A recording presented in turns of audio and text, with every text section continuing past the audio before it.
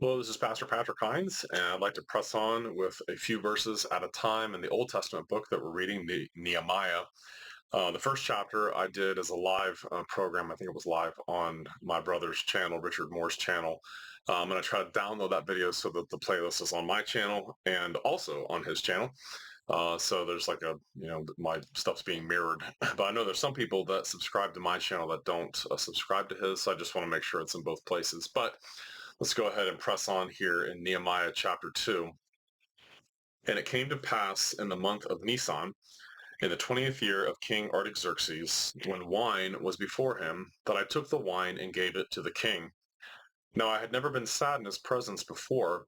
Therefore the king said to me, Why is your face sad, since you are not sick? This is nothing but sorrow of heart.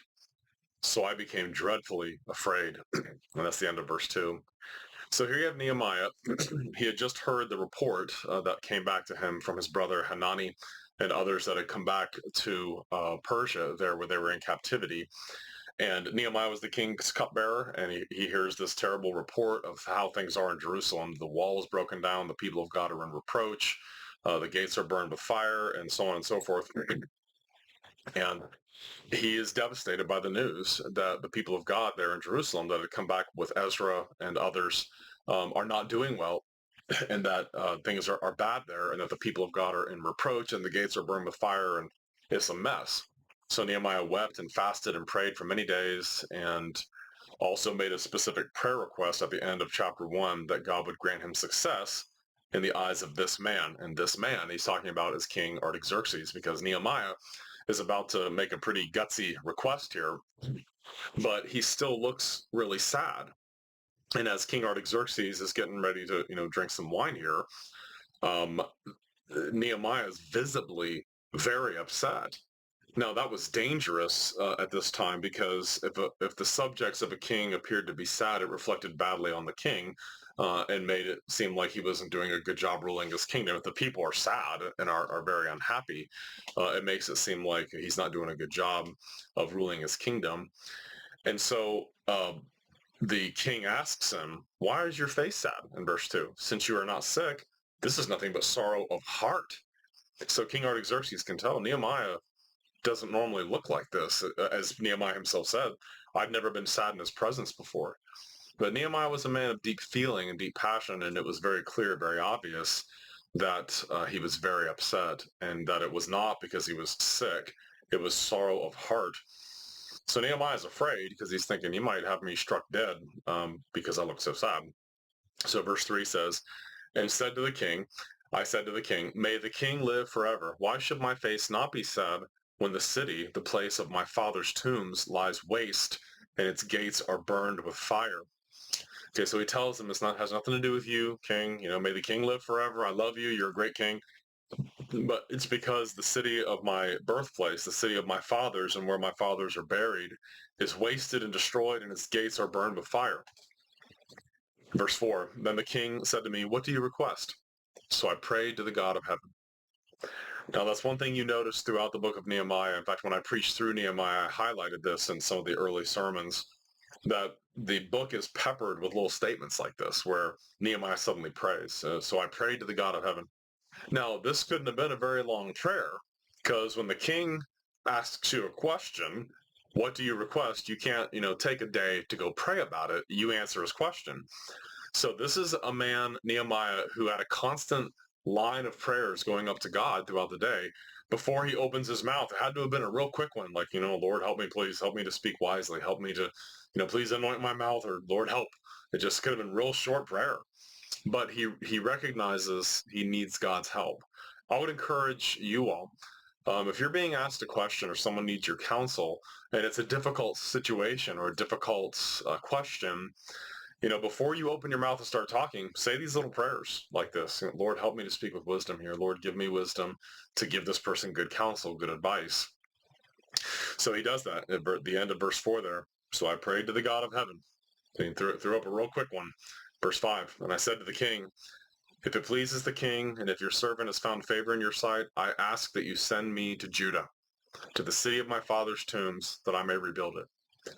Now, Nehemiah had to have had a good relationship with the king because he's the king's cupbearer. He had to have been someone who was trustworthy. And that's one thing you notice about God's people throughout the Bible. Even when they were in captive lands, when they were captive in other people's lands and pagan lands, very often they were elevated to high positions. Think of Daniel. Daniel was, an advisor to King Nebuchadnezzar and was a favorite there. Joseph, when he was in Egyptian slavery, was, ran Potiphar's house. When he was in prison, he ran the prison. And when he was elevated to leadership there in Egypt, he becomes second in command to the Pharaoh himself. And so it was pretty remarkable. I would encourage everyone, no matter what's kind of a situation that you find yourself in, just remember that people can tell if the Lord is with you or not by the way you conduct yourself. If you have integrity and you work hard and you don't despair and don't say, my situation's too hard, if I'm in a really bad marriage or a really bad work situation or whatever, just work hard, have integrity, and do everything you do for the glory of God. That's what Joseph did when he was, sold into slavery. That's what Daniel did and his friends, his godly friends, whose Babylonian names were Shadrach, Meshach, and Abednego. I always think it'd be better if we remembered their Hebrew names. I think it was Hananiah, Azariah, and what's the other one's name? Hananiah, Azariah, and Mishael, I think was the other guy's name. So they were godly in the midst of very difficult circumstances, life-threatening circumstances. Here's the same thing. Nehemiah as being godly. He was a trustworthy man. He was trustworthy enough to be the king's cupbearer, the guy that would taste wine before it was handed to the king. So if somebody was going to die, it would be, this guy. But that person had to be a trustworthy individual, which Nehemiah was. So he obviously had a good relationship with King Artaxerxes here. And he tells him, I'm sad because of the fact that my homeland has been destroyed and the city where my fathers are buried is destroyed with fire. Verse 6, and verse 5, he requests, let me go back there. Let me go back so I can rebuild the city. Now remember, that city had been destroyed when the Babylonians took it and took all the people of Israel, the people of Judah, into captivity. Pardon me. And so here Nehemiah is asking, can I go back to this conquered city and rebuild it? Verse 6, then the king said to me, the queen also sitting beside him, how long will your journey be and when will you return? So it pleased the king to send me, and I set him a time. So it's pretty amazing. God answers Nehemiah's request to have success in this request, to be able to go back to Judah and rebuild the city, rebuild the wall around Jerusalem. But one thing I emphasized as I preached through the book of Nehemiah definitely does want to rebuild the wall, but his end game is much more grand than this. What he really wants to have is a giant worship service where the nation and everyone that's left in it will, on a national scale, confess their sins to God, repent, and then resolve to be godly and to be obedient again to the Lord. So he does want to rebuild it, but he does want to have a national worship service and to have the Feast of Tabernacles and to have a time of reading and hearing and preaching of the word of God. And so King Artaxerxes says, okay, well, when are you coming back? Just let me know when you're going to come back. In verse 7, Nehemiah is emboldened by this. Furthermore, I said to the king, if it pleases the king, let letters be given to me for the governors of the region beyond the river, that they must permit me to pass through till I come to Judah. So Nehemiah's already thinking ahead. He's like, I'm going to need letters from you with your seal on them so that I can get safe passage through here back to where we're going. Verse 8, he also asks, and a letter to Asaph, the keeper of the king's forest, that he must give me timber to make beams for the gates of the citadel, which pertains to the temple, for the city wall, and for the house which I will occupy. And the king granted them to me according to the good hand of my God upon me.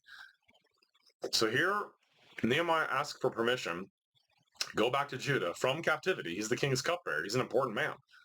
Can I go back and rebuild the city of my fathers? Yeah, sure. When are you going to come back? Also, can I have letters for safe passage with all of your local officials in that area? Yeah, sure. Can I have wood too to rebuild everything and to make myself a house there? And the king grants all these requests to him. So it's pretty amazing. And Nehemiah recognizes this is because of the good hand of my God upon me. Verse 9, Then I went to the governors in the region beyond the river and gave them the king's letters. Now the king had sent captains of the army and horsemen with me. So he's actually going with a military escort sponsored by the king. So these Persian captains and horsemen accompany Nehemiah and the group that comes back to Jerusalem with him. Verse 10, when Sanballat the Horonite and Tobiah the Ammonite official heard of it, they were deeply disturbed that a man had come to seek the well-being of the children of Israel. Now there's an iconic passage right there, because there are a lot of people in the world who get very upset. They're all quiet and they're purring like little kittens until someone gets a vision to try to forward the kingdom of God. Someone wants to stand in the gap and preach on the things where the church is losing ground. Then all of a sudden, Sanballat the Horonite and Tobiah the Ammonite official hear of it, and they're upset that anyone would seek the well-being of the children of Israel. It's kind of the way it is today. The progressives and the liberals, they're all fine and dandy as long as everybody's quiet. But as soon as you start preaching the true gospel, and as soon as you start standing up where the church is being attacked and losing ground on very serious doctrines like women in ministry and the LGBT issues and creation versus evolution and the true gospel and all sorts of other things, now all of a sudden people who hate God and hate the gospel, now they're deeply disturbed that a man has come to seek the well-being of the children of Israel. So I just want to warn you, and I issued many warnings to the congregation here as I preached through Nehemiah not too long ago. If you have a desire to preach the truth and a desire to stand in the gap where the church is losing ground, watch out. Watch out, because you become a marked person who will be deeply hated and despised by many. And that's exactly what's going to happen with Nehemiah. He is going to experience all kinds of opposition in this regard because he had the audacity to seek the well-being of the people of God. So that's what's going to happen. We'll pick up next time a few verses at a time in this Old Testament book of Nehemiah and Nehemiah 2:11. But until then, thanks for watching or for listening.